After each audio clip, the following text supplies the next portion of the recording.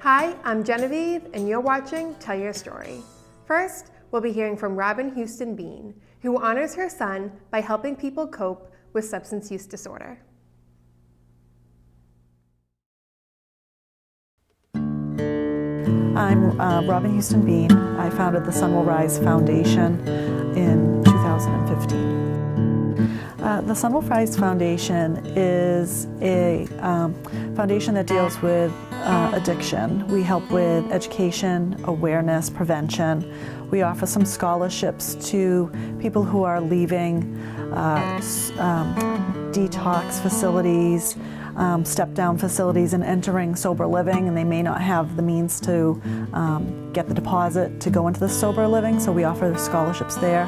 And we also offer scholarships to people who are becoming an EMT, because my son Nick was an EMT, and the start of the foundation was actually the grief support aspect of it.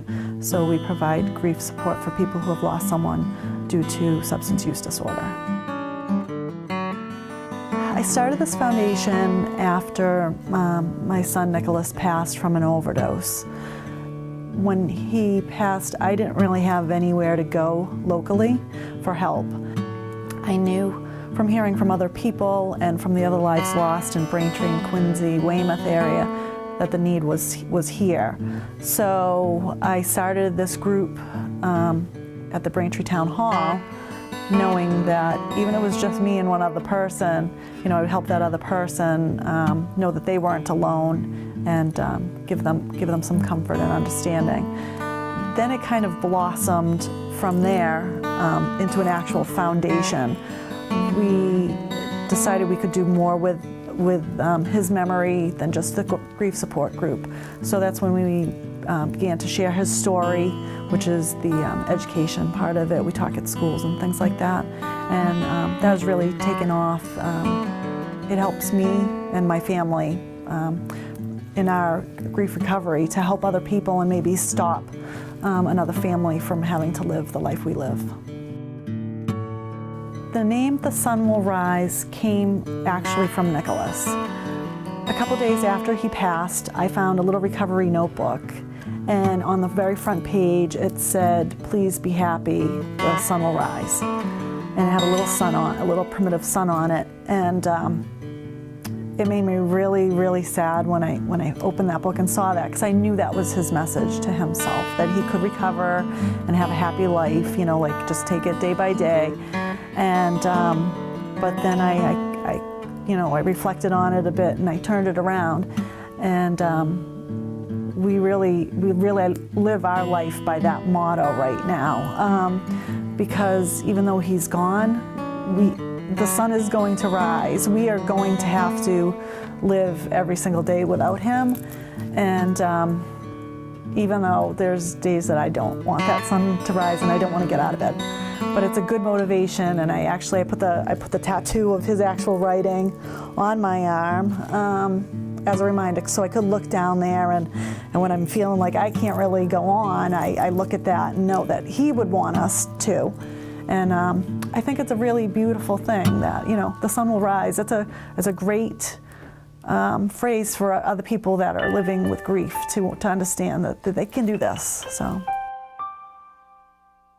where I had told him and my other kids about addiction from a really early age, because we have alcoholism in the family, so it was nothing I kept really in the shadows. I always said, you can't drink, or I know you're going to become an alcoholic. So it wasn't this real hidden thing in our family, but I think the step that he took to become what in our society is very stigmatized. Nick himself felt that stigma when he came to us and told us that he was addicted to heroin and opioids.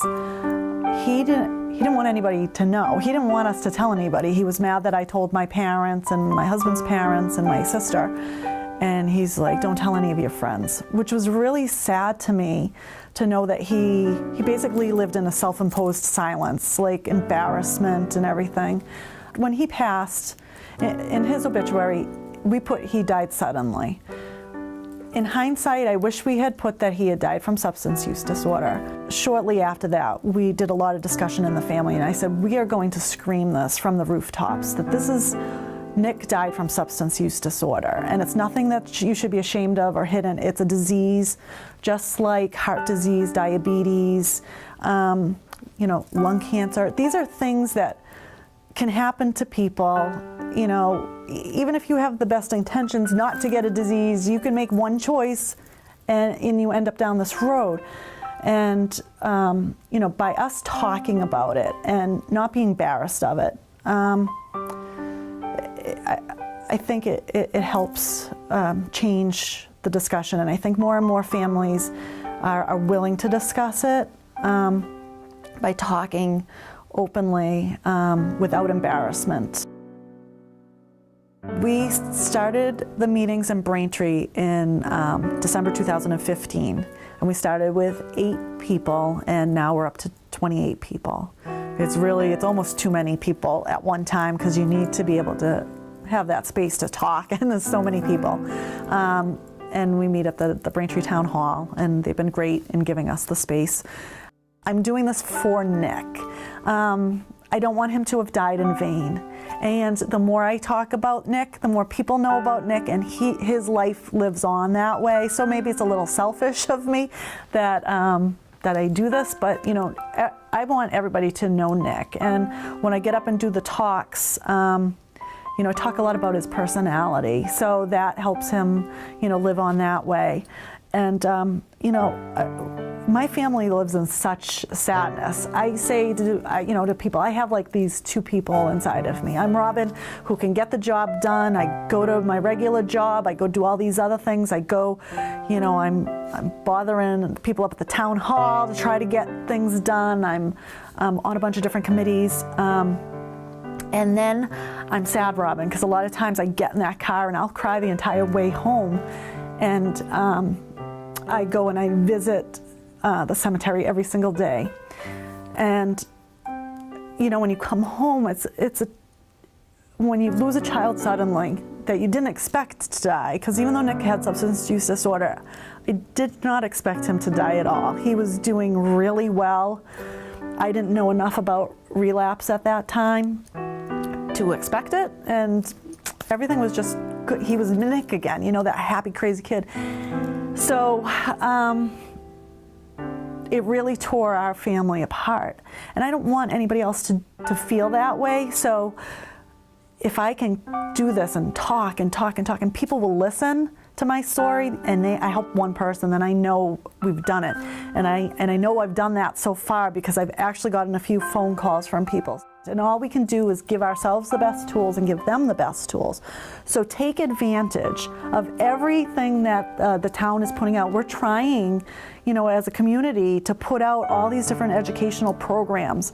So take advantage of them. And even if it's not your kid, maybe it's your nephew, maybe it's your neighbor's kid, but maybe you can help somebody else by going to these educational forums. So that you're doing something by putting it out there. And I think, and I say this sometimes, I think Nick would probably be really mad that everybody knows his business, but then when he realized what good it was doing, he would be happy with that.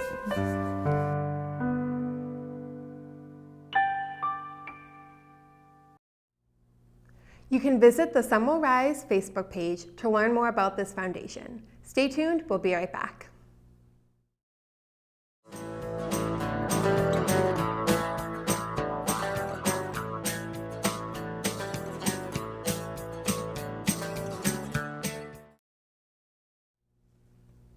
We spent the morning with Brewster Ambulance, some of the unsung heroes of Braintree. Located here in Braintree, Brewster Ambulance is here to serve. We're very fortunate to be in Braintree to provide emergency medical services. We've increased services, staff, locations, vehicles, and capabilities to the town with significant enhancements over the last almost 3 years now. We have 3 advanced life support paramedic units, which have 2 paramedics that staff those vehicles. They have a full complement of equipment through the Department of Public Health to treat and manage emergencies, trauma, pediatric patients, geriatric patients, kind of anything that can come their way on the 911 level. In the Braintree system, we have a paramedic system, so we have very high-tech equipment, advanced equipment. We have drugs, cardiac monitors, trauma equipment, airway equipment that is available to the citizens and our crews. So different types of ambulances. There's basic ambulances and there's advanced ambulances. So the advanced ambulances have all that high-tech equipment. On the way to the call, it's important for the paramedics to discuss what they're going to do when they get there, whether it be airway, cardiac monitor, IV. That's important. If we don't discuss that or know what we're going to do, what we're doing when we arrive at the call, then it can be unstructured. We don't want that. So the team approach is something that we take very seriously, and we work well together.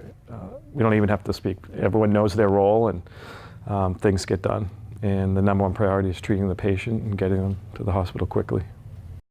A lot of our crews work together all the time. They're on the same trucks, the same shift. So what you may not notice is a lot of nonverbal communication, a little bit of a gesture, a little bit of a nod, a point, a wink, or something like that. But to them, it means something significant. So crews being so high performance, they tend to work like that a lot. When they work together a lot, they understand and they can, kind of anticipate the other crew members' movements, what they're going to do, and what they need to do to manage those patients. Keith explains what to do in an emergency situation and how to stay safe. Safety of the bystanders is number one. So you don't want to become the next victim. So you want to make sure, that you do not become injured, sick or injured. So what's the issue? If they're getting electrocuted, for example, if you touch them, then you're going to become the next victim. So safety is number one. If it's a bleeding issue, it's direct pressure. We could go on and on. So if you know CPR, we would, recommend or advise bystanders to start CPR, and the dispatch centers would walk you through that. If it is a traumatic injury, we would advise not to move the patient. It could be a cervical injury, which you could complicate that injury if it is a neuro type injury to the cervical spine. So keep the patient calm, minimize movement. That's what we would recommend. Basic equipment we would recommend is just gauze, so trauma dressings, antiseptic, ointments, and if you do have someone in your house that's allergic to bee stings or anything else, EpiPen is very important.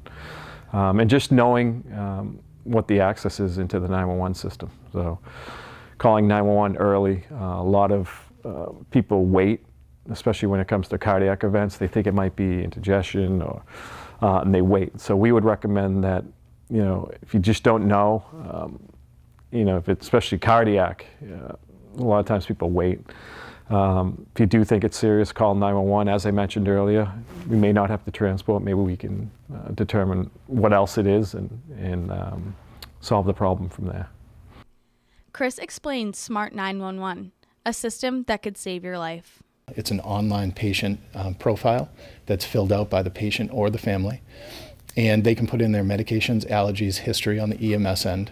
On the fire department end, they can put in hydrant locations that are on their street, if they have gas or oil to the home, any of the shut-off panels, where they hide a key. On the police end, if they're domestic abuse household, if there's a son that has special needs that may go wandering, they can put in their vehicles, their license plate numbers in case something's stolen. Where the importance to this technology is, as they register their phone number, whether it's their landline or their cell phone number, when they dial 911, their profile travels behind the 911 call and opens up in the 911 center. So if somebody calls and makes a call but is unable to speak, or they're unconscious, or they don't know their location, this profile pops up, it geolocates them. So if they have a medical event, we can send first responders there quickly and understand what the problem may be. Keith and Chris discuss the training and requirements to become an EMT. One of the exciting areas of EMS is, and the training area of EMS, is simulation. One area that Brewster Ambulance is embarking on is something called a mobile simulation unit. And it's an ambulance just like this that we're converting into a mobile training unit that we can use to assist our crews, our EMTs, our paramedics with training. We can also use it to assist the fire departments as well. So if they wanted training on certain cases, we can offer this unit to Braintree Fire, for example. They would use that unit to train. So it'll be a great training piece to assist with traumatic incidents, medical cases. We can film it and critique it at the end. So we're looking forward to that. We're hoping that that unit will be done in the next month or two.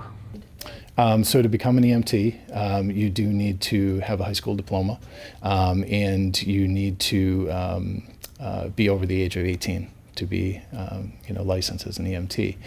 You also have to have a driver's license because clearly there's a driving component to it, so a valid driver's license. They also receive CPR training, so a CPR certificate, and for the paramedics they do CPR, advanced cardiac life support, pediatric advanced life support, and then their paramedic certification. We sat down with Mara and Karen from Dog Bones to learn about the aid their dogs bring to people in need. Dog Bones started 15 years ago with Jean Brulé, who was certified with her Golden Retriever through a national organization. And unfortunately, she wasn't getting a lot of interest or requests for visits around here. So she wanted to be proactive and reach out to nursing homes and hospitals around here, and that's not how that organization worked. So after being a little frustrated not being able to do visits with her dog, she said to herself, I can do this better. So that's when she decided to create Dog Bones and reach out to the Massachusetts community of nursing homes and hospitals and wherever she could. She's an educator herself, so schools. Even though it says Dog Bones of Massachusetts, they're actually certified in the 48 contiguous states, so we can visit anywhere. But what she does a little differently from other organizations is that we're certified as a team. So I can't hand Blueberry to somebody else and take Blueberry in. It's me and her together as a certified team. Whereas some organizations, the dog is the only piece that's certified, so anyone could take the dog in to do visits. But Jean, and I agree with her, correctly so, the dogs act differently when they're with their owners. And I have a rapport with her, and she will listen to me differently than she would listen to, say, if you took her. So that's one of the things I really liked, was this team approach with it.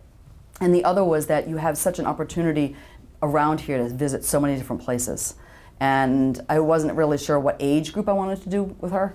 And they say the dog chooses the age group, and they do. The dog will choose their audience. I thought she would like teenagers, but to be honest, she shines with the older person. And I think Karen's found with Maximus that he shines with the young. Yeah. And the great thing about Dog Bones is that the requests, that they're nonstop, and they're every age group that you can think of. So that was sort of a big piece for me, is that whatever we wanted, we would find a fit for. Mara explains that the vests therapy dogs wear are not just for style. So we teach in the class, we teach a verbal cue and a nonverbal cue. And your nonverbal cue, it could be a leash that you only use when you go therapy dog visits, or usually it's the vest. And when they see it, it becomes a powerful tool. It's sort of like you not needing to even ask your dog if it wants to go for a walk if you pick up the leash and it comes running. Same exact thing. After you've done it for a while, the vest means something to them. When he sees the vest, like he knows that we're going to go see somebody, and I'll put it on him. But I tell him, like, want to go to work? Want to go to work? And I know sometimes they say, well, don't tell him that because then he thinks he's going to work. Like, tell him, do you want to go visit? But for him, like when I say work, that's better. But when the vest is off, he's just a dog. We quickly learned that these dogs have a huge impact on everyone they meet. Say that you walk into the room, they're just laying there, like doing their own thing, watching TV. And then, you walk in, you say, would you like a visit? And they look and they go, like their face just lights up. Some of them will say, oh, I had a dog, and I had a dog my whole life, and I came in here and I couldn't have him, thank you so much. One time we were leaving one of our visits and we bumped into somebody's son. And he's like, your dog visits? He's like, that's so nice of you. And I'm like, it's not me. I said, it's him. I just hold the leash. He's like, well, you make a big difference. I'm like, again, it's not me, it's him, but you're welcome. And we do it whenever we can. Dog Bones was contacted by the businesses in Prudential Place and along Boylston Street, because all the individuals that work in the businesses were out in their lunch hours when the bombing happened. So a lot of them witnessed the tragedy. And when they opened up Boylston Street and Prudential back for the businesses to sort of get up and running before they opened to the public the following week, a lot of the people that worked there didn't want to go back to work. They had post-traumatic stress. They had witnessed a lot. So Dog Bones was asked to send in teams, and there was a lot. I think there were like 20 teams that went down. And then the next week, they invited the teams to come back again when they opened to the public. And we said, we have to do this because so many people were just all over them. And what we found when they opened to the public is people would hug them and cry with them and whisper in their ears, and you could tell them things that they weren't telling anybody else. They became an avenue for grief in a way that I've never personally witnessed before in my life. Whether it's comforting hundreds of people or paying a visit to a patient in recovery, Blueberry and Maximus are always ready to help. Mara and Karen reflect on the moments when their dogs made a difference. So one day I went in, and usually they're pretty good about telling you when someone has passed away, but I didn't see the nurse on the way in. And I walked into his room, and there were two women there, his daughters. I found out he had passed away, and they were there cleaning out his things. And I apologized for walking in on them and said, "This is my dog Blueberry. I visited your father for the last 6 months." And they were like, oh my God, this is Peaches." And I was like, no, this is Blueberry. And they were like, no, we know. It's just that our father talked about every single time that you visit. He would tell us all about your visits. And when we asked him the dog's name, he said, "I don't know. All I remember is that it's a fruit." So the family had named her Peaches. And there I was saying to myself, I didn't think I made a difference at all in bringing her to him. And it was something that he told his family about. So it was a real learning experience for me as a therapy dog person, just to know that you might not get anything that shows you that you're making a difference, but your dog is making a difference. If they're spending any time with your dog, they're making a difference in their life. And that was sort of a learning lesson for me, that you might not get feedback. And it's not really about us getting feedback. It's about the dog spending time with these people. And I always remember, I called her Peaches for a week after that. So you're my little Peaches, huh? I had an engagement party for my son this past summer, and somebody invited a friend. And the person actually had PTSD. And when Maxie seen him, like Maxie came in and just went directly to him and just stayed with him, remember? Mm-hmm. He just stayed with him. He knew exactly, he gets that sometimes. He knows who needs him, and he just goes straight to them. I didn't have to bring him over there. He wasn't even on a leash. He just walked over to him, and the guy was like, "Thank you so much." You realize that giving back is really what makes you a better person, and that I'm a better person because of her. You know, she's allowed me to, give of myself in a way that I wouldn't have even thought of doing, I guess.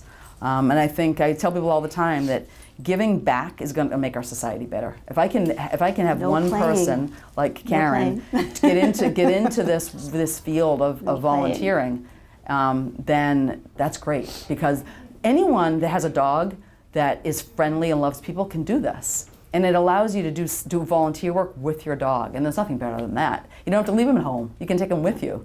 And that's, I guess, which would be great to get the word out there for Dog Bones, because even though the classes fill up fast, there's always more people that could be interested in it.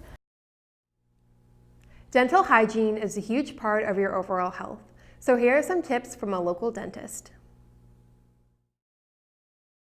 Hello, my name is Dr. Jerry Montello. I'm a dentist here in Braintree, and I'm here to give you some tips on dental health. Well, we recommend that people come and see us every 6 months, because a lot of things can happen in 6 months in your mouth, especially if your habits change and you change your brushing habits, you change your diet. We take x-rays every year, at least every year, sometimes every 6 months if you have a high decay rate. So we want to catch the cavities, and detect them in the x-rays before they get too big. Well, we recommend at least 2 minutes. That gives you time to kind of cover all the surfaces of all your teeth. Start in one corner of the mouth and you make your way around. There should be enough time. You don't want to overbrush, you don't want to brush, for more than that, because you don't want to end up, causing some recession of your gums, because you can overbrush it, sometimes. So at least 2 minutes, just to cover all the surface. The important thing is to cover the surface, brush every surface, not keep scrubbing on one spot, because then you can do damage in that one spot. Brushing and flossing are both very important. So whenever you do brush your teeth, you also need to floss. So brushing and flossing go hand in hand. You can't do one without the other. Sugar does a lot of damage. It's foods break down into sugar, and then the sugar feeds the bacteria or the plaque, which in turn makes acids in your mouth, which will eat away at the teeth and the surface of the teeth. So sugar it's already ready for the bacteria to use, and it gets the bacteria, it starts producing acids within minutes after you eat, or especially if you have just sugar or candy, So you want to brush right away after you have candy or anything sweet. So the sooner you brush, the better. And you don't want to snack before you go to bed. Brush after your last snack at night. Because if you're like me, you like to, I have a little snack late at night. So, but you want to brush afterwards. Well, ideally, you want to brush as soon as possible. It's right after you eat. Bacteria and plaque starts to form on your teeth like right away. After 5 to maybe up to 20 minutes, the acids start to form in your mouth, which from the bacteria, feeding off the sugar and from the foods, and it creates acids, and it will start to demineralize and the surface of your teeth, which will eventually turn into tooth decay and cavities. So the sooner the better. Ideally, it's good to brush after breakfast in the morning, and then at night just before you go to bed. Brushing is the main thing. You want to teach your kids to brush at a very early age.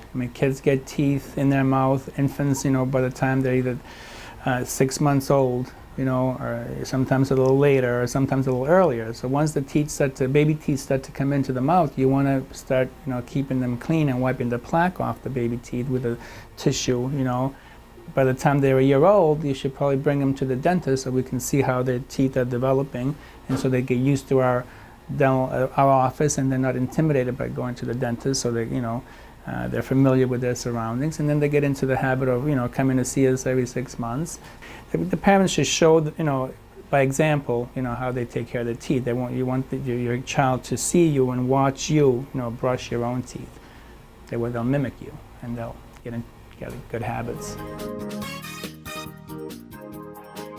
Just eating the proper foods, eating foods that are healthy, they don't have sugar, much sugar in them, that are not sticky and stick to your teeth, because then your saliva, and if you drink, they don't wash it off your teeth. And as long as that food and debris and with sugar, things that break down into sugar, stay stuck to your teeth, it just gives the bacteria just time to just keep feeding and causing acids and causing cavities.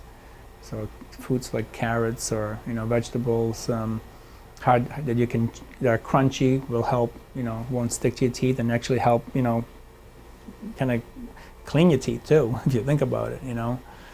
Where else, like gummy foods like gummy bears or Tootsie Rolls, or even dried fruit. Like fruit is healthy, but if you eat dried fruit, that's very sticky and that's sugary. It's natural sugar, so that's kind of like eating candy. So, if you have a story to tell, contact BCAM TV and you could be featured on the next episode. Until then, I'm Genevieve, and this is Tell Your Story.